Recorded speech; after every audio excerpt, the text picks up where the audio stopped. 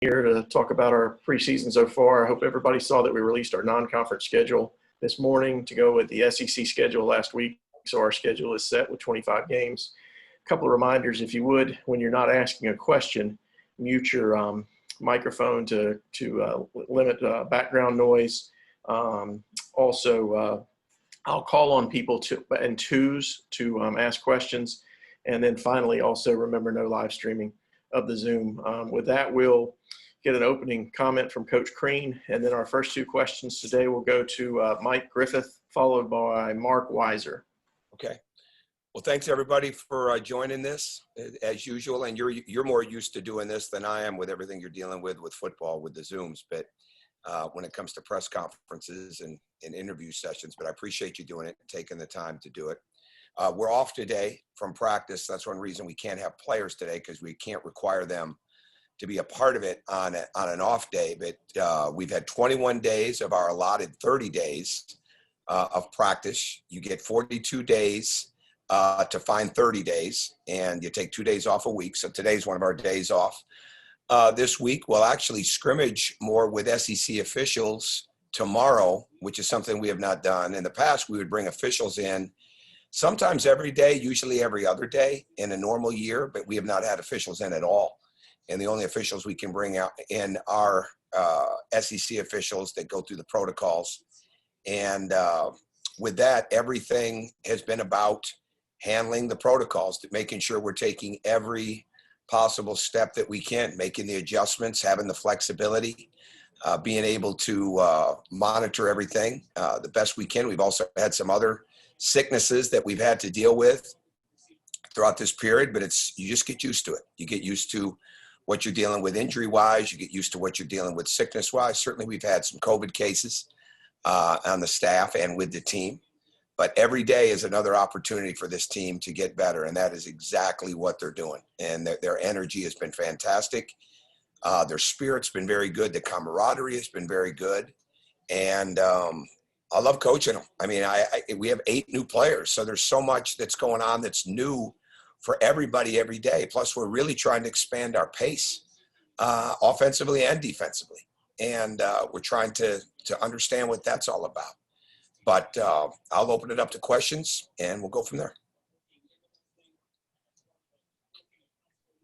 Yeah, Coach, this is Mike Griffith. I guess I just start out by asking, where's Georgia Tech on the schedule? I mean, this has been a big game for years. I think Georgia's got a streak of winning 4 or 5 in a row against Tech, and I don't see them on the schedule. No, well, both schools, and I think Josh Pastner did a really good job, with his when he spoke of this. Both schools tried to find a way to make it work this season, but due to changes in the conference scheduling, the existing non-conference schedules that were there after November 25th, exam schedules being different, there were a lot of things that just didn't make it work out. And like with football, it's disappointing when two schools that have that kind of rivalry and the fans look forward to it can't play. But it's situations beyond our control, and we look forward to resuming it again next season. Hey, Tom. I want to just ask you, I guess we'll start with, let me ask you what your front court looks like in terms of obviously losing some guys. Where do you think you're going to get rebounding and post defense from? How's that looking like in practice? Well, you know what, Mark? It's got to be the post defense, and I tell these guys this all the time. Some of the best post defenders I've ever had as a coach have been guards. So there's no reason for guys not to be able to get down into the post and what we call a red, which is a front, or a slip red, which is half of a front, and that's going to be important. It's going to be important that we recognize when we're in a switching game that we've got to switch a bigger guy back in. But I think it's the rebounding, the interior defense, and I'll say interior, not just post defense, because it's the same thing with driving into the lane. It's got to be collective. There's no doubt about that. It's great post defense starts with ball pressure. Great rebounding starts with forcing tough shots and making sure that you got 5 guys inside the foul line when the shot goes up. So this is a smaller team. I mean, there's absolutely no doubt about that. P.J. Horn started every game at Virginia Tech last year at the 5 spot, and he's 6'6". But with that brings other advantages. And P.J. Horn at some point has got a chance to be like P.J. Tucker with the way that he shoots the ball. And I fully believe he'll be an NBA player at some point here. And so you have to make, I say that because what you might give up in size and length, you've got to be able to take advantage of in other areas. But the bottom line for us, we've got length on the perimeter. We've got to make sure we do a great job of being physical, being aware, being aggressive, and being collectively together. Next two questions will go to Mike, Anthony I'm sorry, followed because I by Chip Towers. Anthony, let me ask this. Did Mike have another question? Because I asked that Georgia Tech, answered the Georgia Tech one. Did Mike Griffith have another question? No, I'm good. Thank you. Okay. All right. Hey. Go ahead. I'm sorry, Chip. That's Dash. Yeah, Oh, I'm sorry, Dash Anthony. first. Go ahead, Dash. Go ahead. I'm sorry. I'm sorry. Okay, no problem. No problem. Get it arranged here. Coach, obviously you brought in a lot more older players this year. How much has that helped in regards to everybody picking up the system and doing things you want to do? I can't equate how important it is because they know the pace. Now, I think this is different for them. I think the pace we're trying to play at, they'll talk a lot to the coaches and to the other guys on the team about the level of intensity for the duration of a practice, which is different for them, but they have handled that extremely well. And they come in, there's maturity, they're knowledgeable, they pick things up fast, they want to help their teammates. They know the pace of college basketball, and obviously it's different for everybody this year with how long we should be getting ready for, game 2 right now after playing our opening game on Tuesday night. But it just didn't work out that way, obviously, with the change in the schedule and the change in the timing of the schedule. So these guys have handled that really, really well. They've handled the preseason well. They've handled the ramp up to practices. They've handled the practices well. And I'm glad that we have them. Thank you. Sure. Yeah, Coach, you got 8 newcomers on the team. I just wonder, does it feel like you're proverbially just rebuilding every year? It seems like third straight year you're kind of almost starting from scratch. And then B, you touched on this a little bit, I think, with PJ Horn, but of all those newcomers, can you give us an idea, since we haven't even been able to get a glimpse of, sure, out of those guys, who do you anticipate being pretty significant contributors right out of the box? Well, in answer to the first part of the question, it is hard. And at some point you'd like to have a little more stability, rather than just having 5 guys back. I hope that we do over a period of time. But the way college basketball and really college sports in general are changing with the potential of what's going to happen with the transfer rules. The rules change right in front of us. All right. When guys are getting eligible and guys are getting cleared. I think that's here to stay. And hopefully there's a little more clarity as we get on down the line into the next couple of years. But right now, you can't coach with clarity at all because you don't know what's going to happen. There's so many different things. I come into this league in 2018. I did not think we'd still be sitting there after the FBI scandal and all those teams. And there's really very little that has happened yet, but in sense of how it's all going to turn out, but you just have to deal with it. Right. So that's kind of what it is like with building your roster. But right now, roster management for us is much more about making sure we're staying safe in the protocols, that we're following the rules and the guidelines, that we're taking the proper steps every day. And then down the road, hopefully, as this gets better, hopefully we will have more guys here. But I think we have to be adaptable to change on a consistent basis and do the very best we can with it. As far as the players, PJ, and I've said this before, he made 1 3 as a sophomore at Virginia Tech. He made 45 threes as a junior at Virginia Tech, graduates in 3 years. Our guys get excited every time he touches the ball, and I know I do. And what we want to do is we want to get him fouled more. He's driving the ball a lot more than I think he has probably since high school. We're putting him in a lot of different situations. Yesterday, I had to remind him that it is okay for him to take more than 1 or 2 dribbles in a single space. He can actually drive an attack and play with great freedom. And he works hard. He picks things up fast. And he's got to become more vocal. Certainly, he can add physicality to his game. He's been banged up a little bit through this time period, but he's back healthy now. but I love having him, and he's a pure winner. I mean, he's just an absolute pure winner. Justin Kier has got tremendous speed, strength, can really get to the rim. He's got to become a more consistent shooter and from three, but he scored 16 points a game in the Atlantic 10 as a junior. I mean, so he's a bona fide college scorer. But I think the athletic ability that he's playing with and the tenacity that he plays with serves him well on both offense and defense. And we've just got to keep finding ways to allow him to attack. Andrew Garcia is really a guy that can score inside. He's played a lot of the power forward position in college. So he, again, is getting more comfortable handling the ball, being in pick and rolls, driving and playing. We're trying to work on the consistency of his shot. And really, when you're building consistency of shot, it becomes a lot about the footwork. It becomes a lot about the release. And it becomes a lot about the finish and making sure that all three of those things are in place by making sure you have the right balance as you go into it. So we spend a lot of time building that. But when it comes to a guy that wants to win, has won, will compete, will do all the little things. The greatest thing I like about all three of these guys, and this is the difference in younger guys sometimes, not one day do they ever come in and say, well, am I the 3? Am I the 4? I want to be the 2. I got to have the ball in my hands. They want to score, they want to play, but they come in and they understand basketball. And they understand it's about movement, and they're getting better at it. They understand it's about cutting. They understand it's about screening. They understand it's about helping your teammates be successful. And we just got to continue to build on that every chance that we get with them. Thank you. You're welcome. Next two questions we'll go to Jed May, followed by Allison Mastrangelo. Okay. Hey, Coach. Collective leadership was also something that you mentioned a lot with your team last year. One, do you foresee that being the case again this year? And I guess as an extension of that, do you see Severe and Tumani sort of growing more into leadership roles in their second year in the program? Well, no question with Severe, and he has shown that many ways. He's shown it this summer. He shows it in practice. He shows it. I think he shows it a lot of times when we're not even in the gym, when it comes to getting guys organized, when we put new offenses in plays. And we're asking a lot of Severe because we're trying to take what I think is as fast as any guard in the country and utilize that in an even better pace.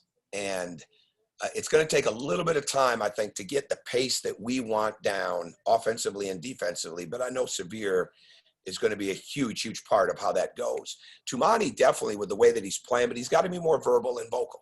And right now we're pushing him to be that, to play with more physicality, to play with more confidence, and to have him understand that he'll gain even more confidence by the way he brings confidence to his teammates, not only with his play, but with his voice.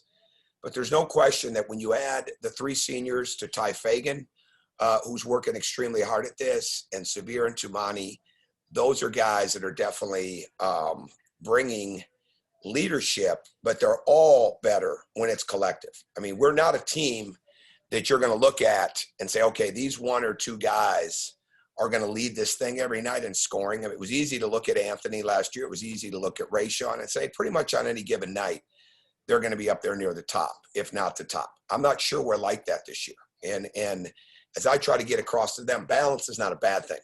My best teams might have had some star players, but we had a lot of balance. And that's the way we're built right now. We don't have that one guy that night in and night out, the defense is game planning to take this away or that away because they're capable of getting this on any given night. That doesn't mean that they won't get those numbers, but we're not built that way right now. And I think the more that we can have balance, well, it plays right into the leadership part. The more that it's collective, it's like I said earlier about the defense in the post and in the interior and in the rebounding. We have to be a basketball team. I mean, it has got to be a team. And we're trying to get it even faster. But it's got to be a team that works together, that plays hard together, and then can help each other improve, and then not only get over their own mistakes quickly, but get over their teammates' mistakes. And sometimes you can look at a team and you see a team, they hang their head when somebody turns it over. They hang their head when somebody misses a shot. Those aren't teams that are absolutely going to thrive. The teams that can get over it quickly and move on not only to the next play themselves, but move on to when their teammates make a mistake or help their teammates get over a mistake, those are the teams that move ahead. And we've got to build that constantly. Thank you. Mm-hmm. Hey, Coach Crean. I was more so curious going back to kind of the COVID protocols. What has it been like for your team kind of adjusting to it? And have you kind of been watching what's been going on with football and how there have been, games postponed and things like that, and just showing your guys like how serious we need to take this virus? There's not a day that we don't talk about it. Some days longer than others.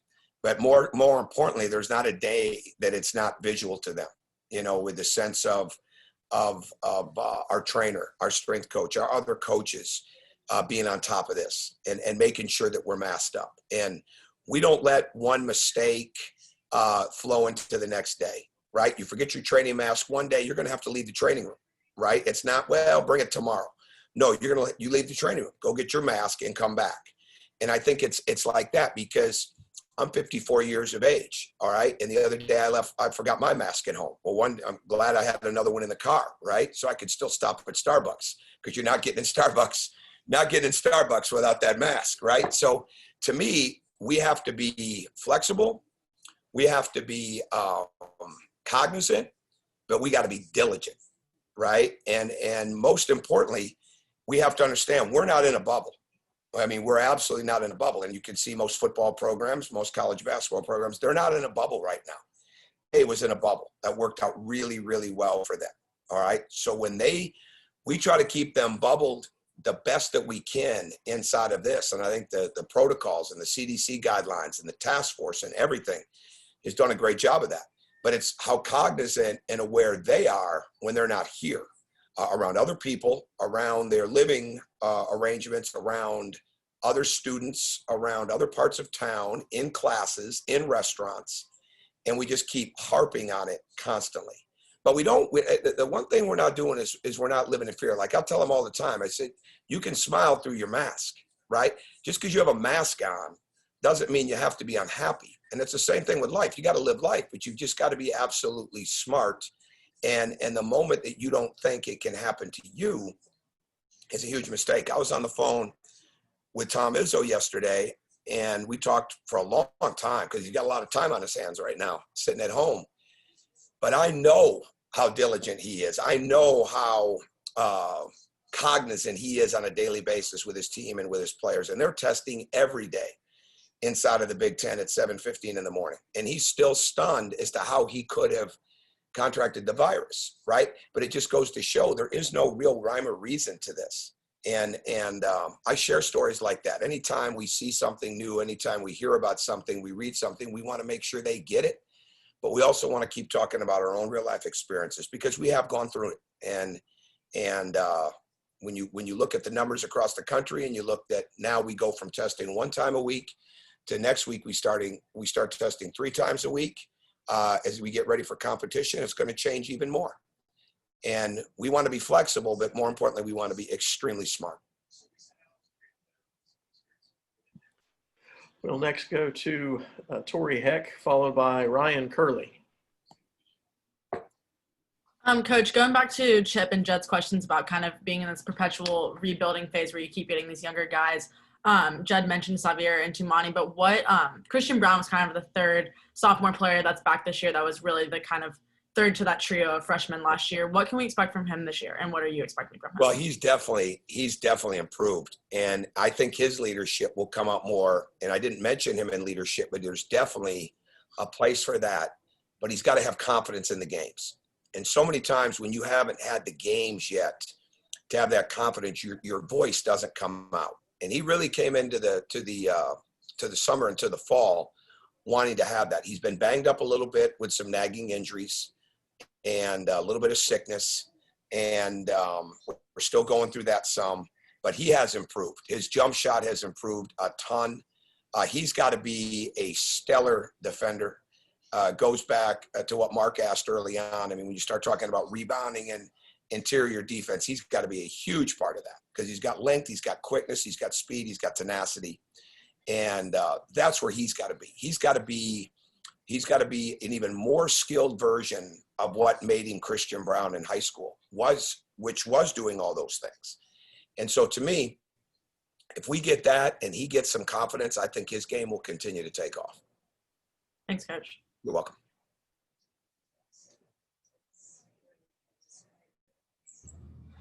Hey, Coach Ryan Curley here. You mentioned the 8 newcomers coming in this year, and obviously it's not normal off season. How has the gelling process and the chemistry building process been with all the new protocols? Well, I think it's going fine. I really do. And they're together a lot. We just try to keep them distance, but they're spending time together. I mean, there's no doubt about that.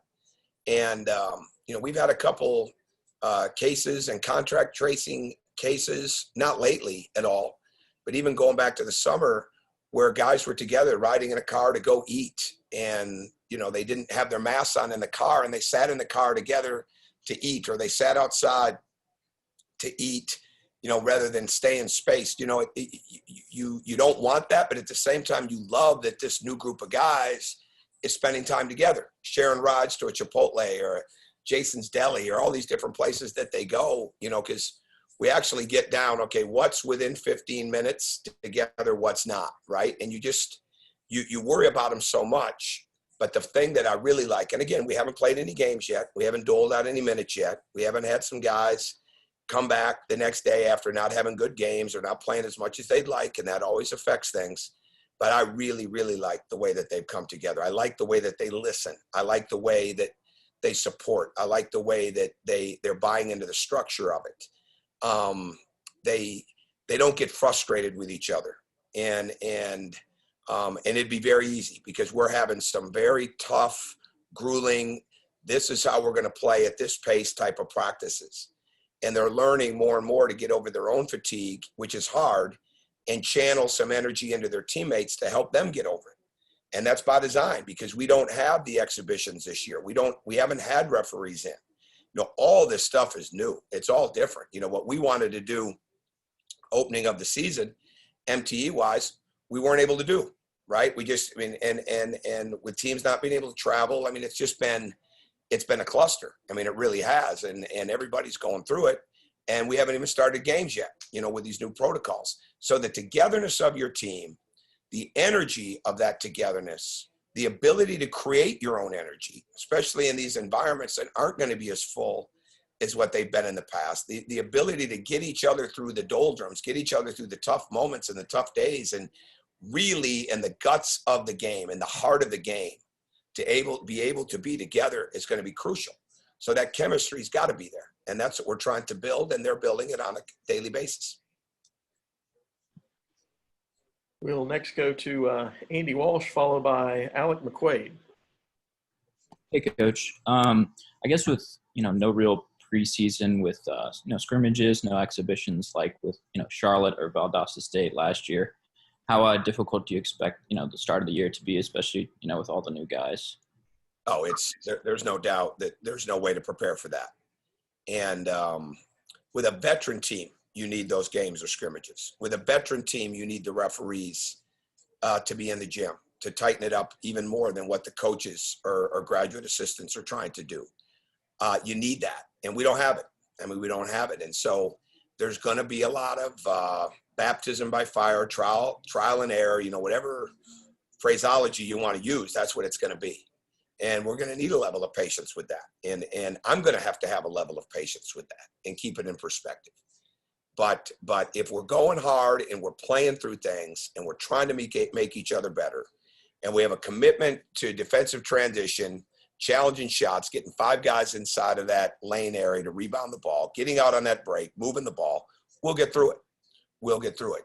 And we all have to be mentally prepared for what's coming, even though we have no idea what that is because of the protocols, because of the spike that we see in the country that is going to potentially keep going. None of us really know, but we have to be prepared for it. And in this day and age, if you don't have flexibility, you're going to get left behind real quick. And that's not only coaching staffs, that's players as well. And we've got to stay true to that.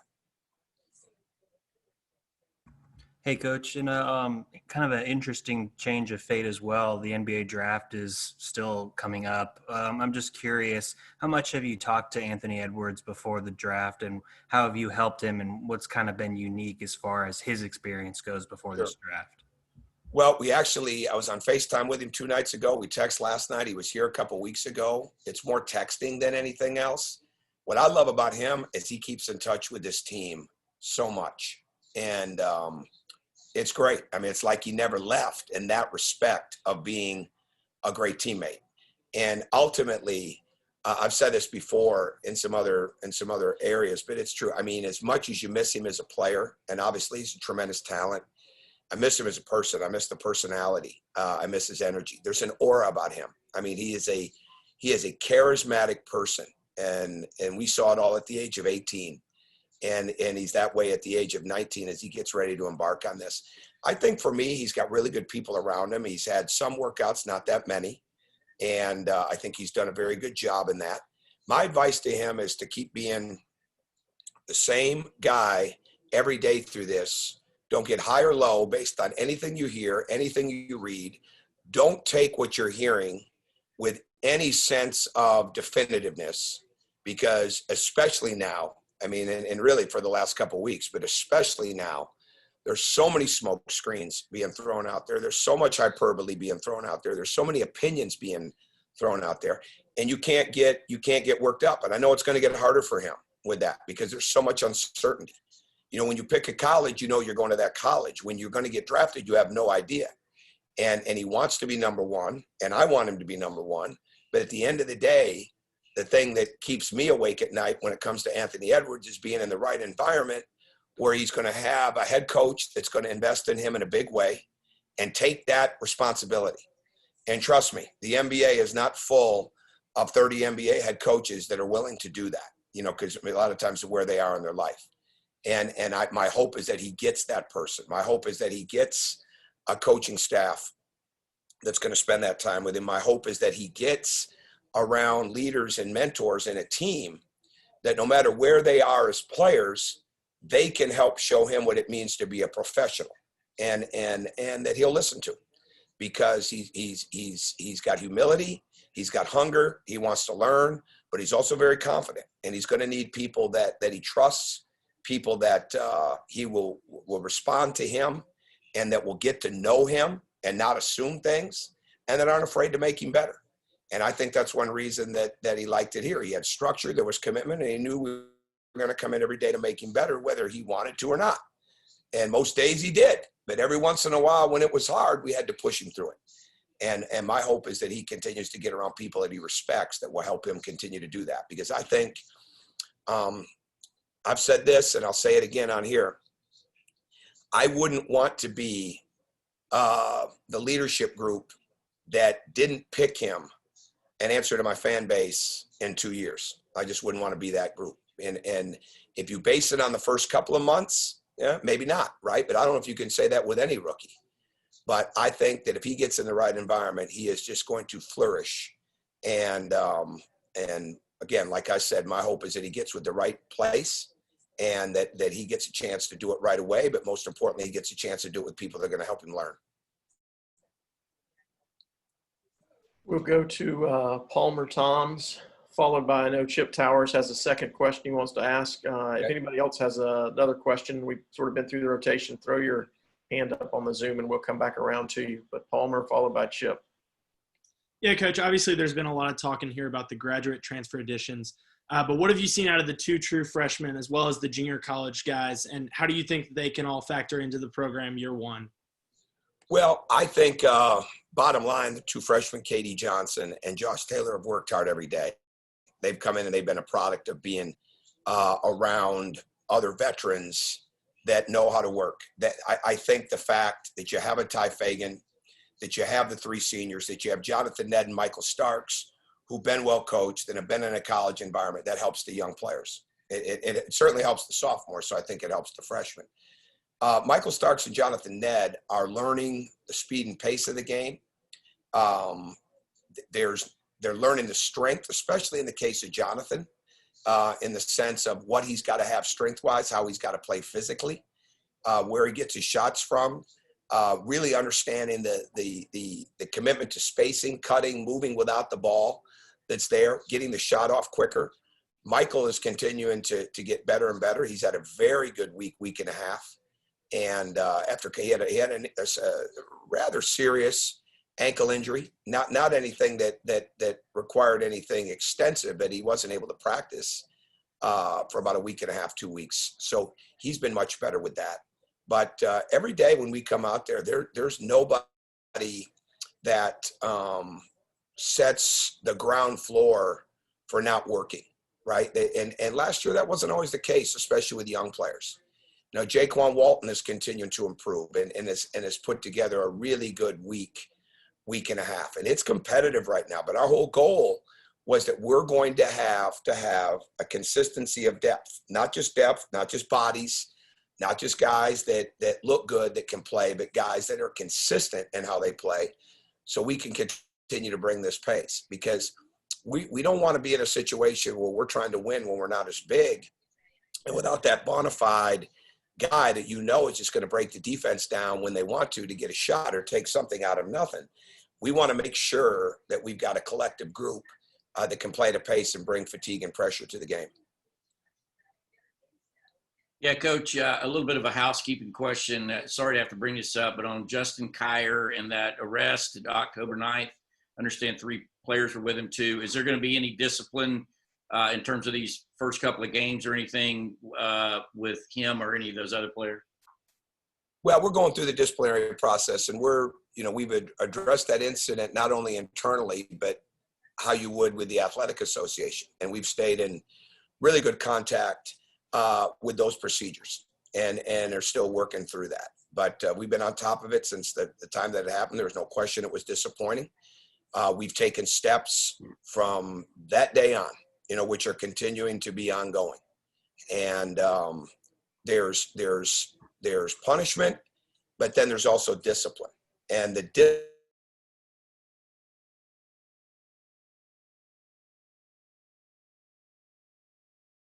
and certainly it equates to where we're at Georgia, but the lessons and knowledge that they have to have when they leave. And I think that's what part of the discipline process is. But we've been on top of that since the very beginning of when it happened. Any missed games for any of that? I don't have anywhere to comment on that right now. It's just all internal. Okay, thanks.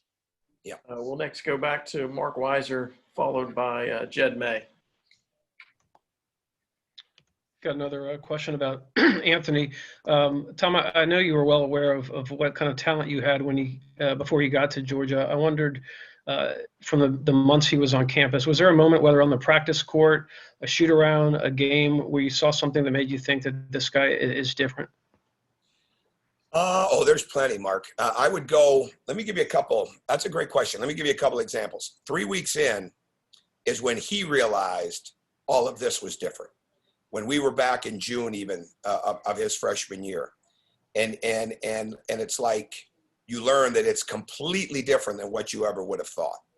And no matter what you come in as, okay? And he came in predestined.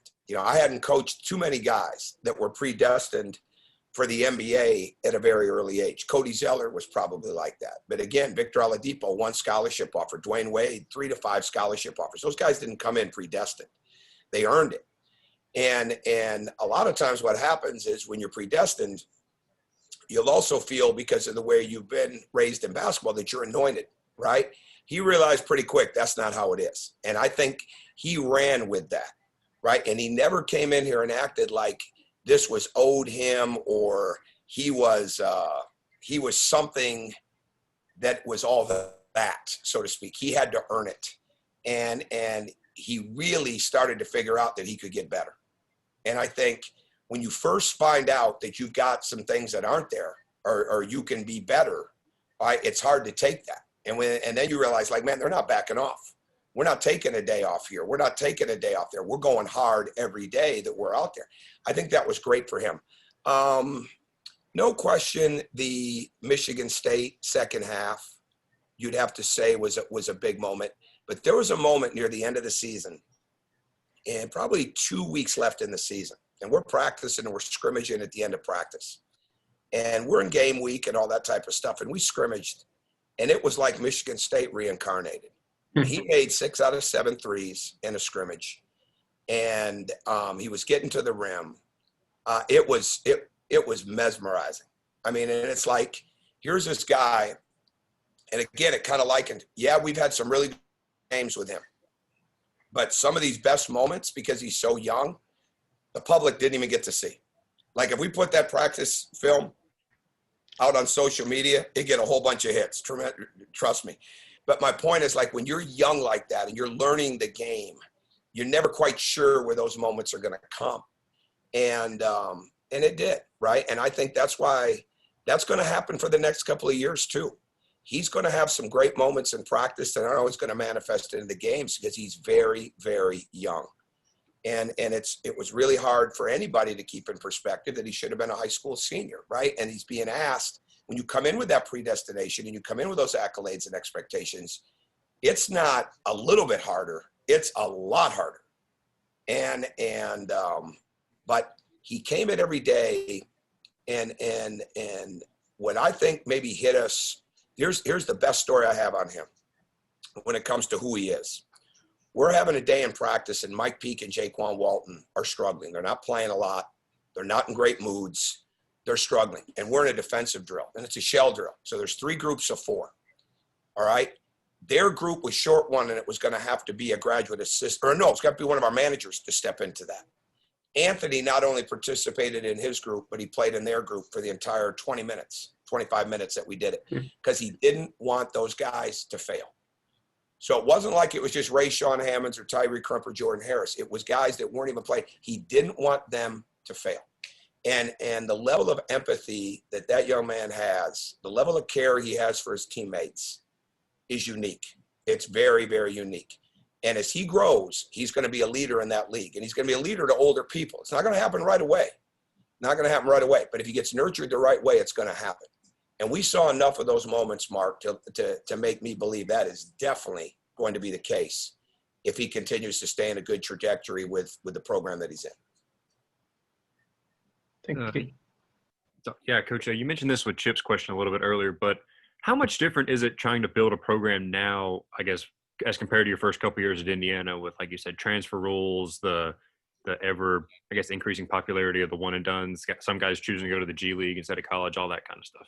Oh, I think it's extremely different.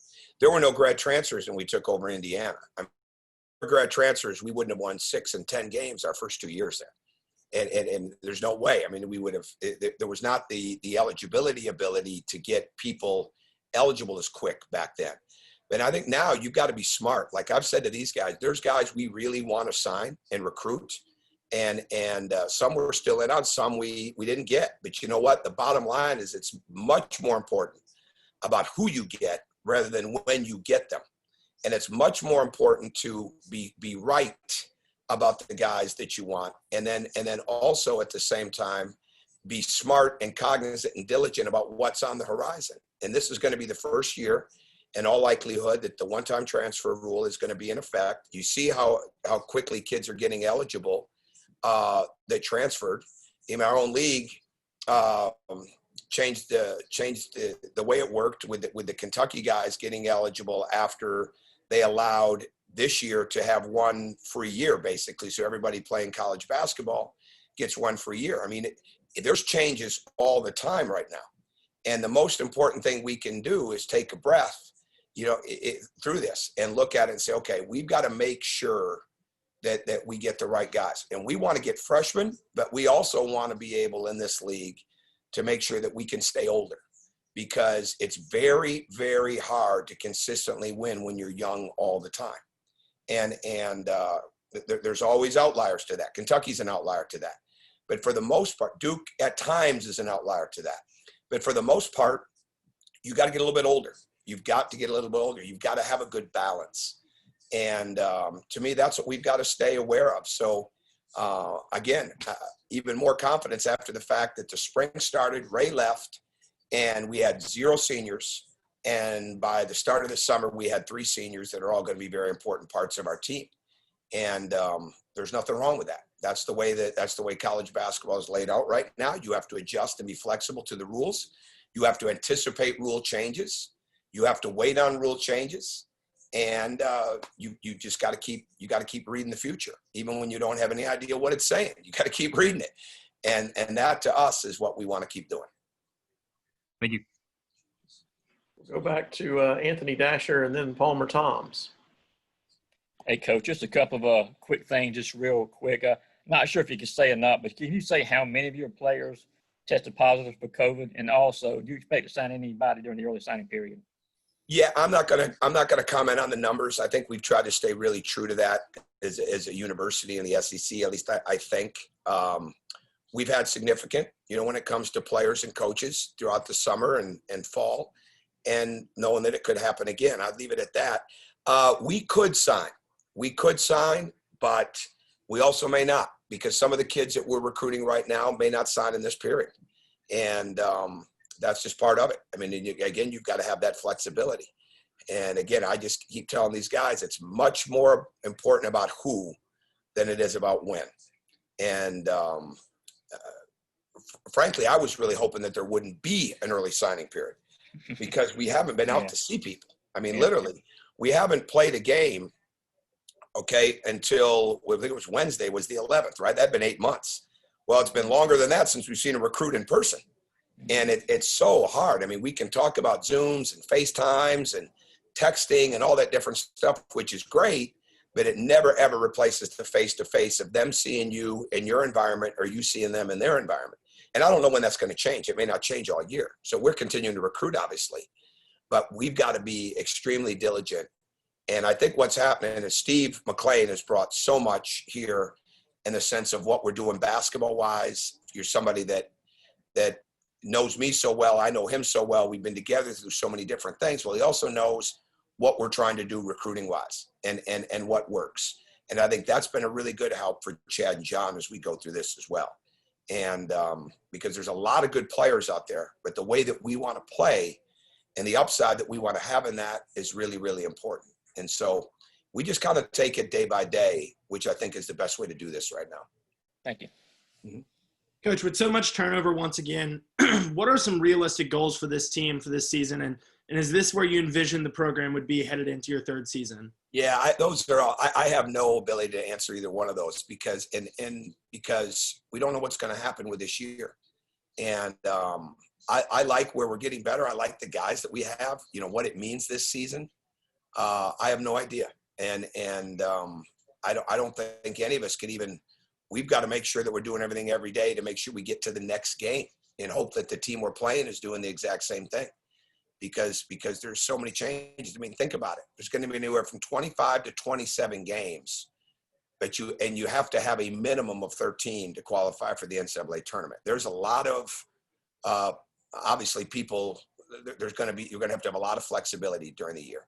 But as far as like looking at it, did I think this where we'd be? I don't know. I didn't think we'd be signing 8 guys into the third year, but you know what? We may do it again next year. I don't think there's any way that you can plan ahead right now as these new rules come in.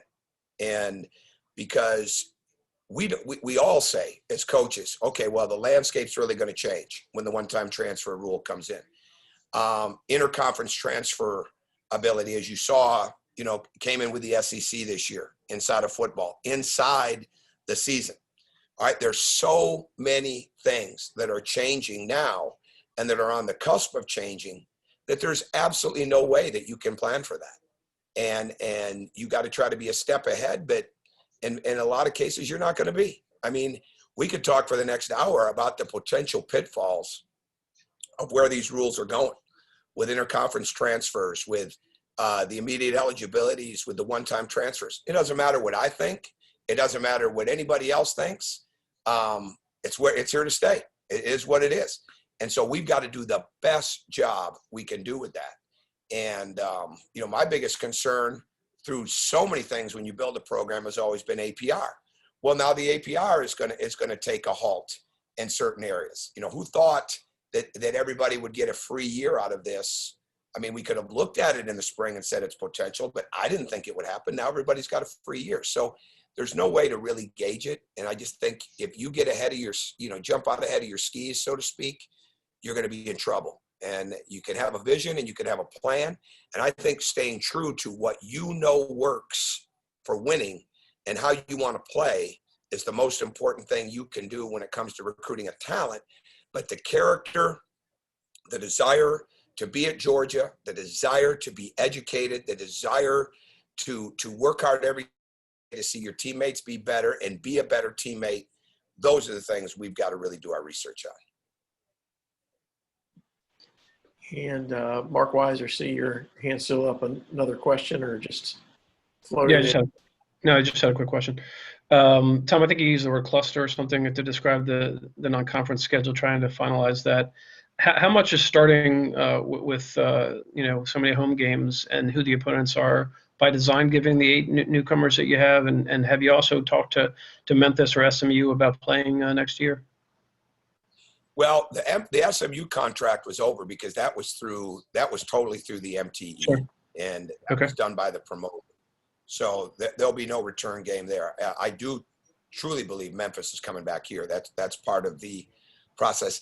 I think personally, I didn't really want to have us travel to an MTE, and I may second guess that, but I didn't want to put us in that situation. I mean, with so much unknown, and then so many different things changing. I mean, see what we've already seen with Orlando and South Dakota and all those different places.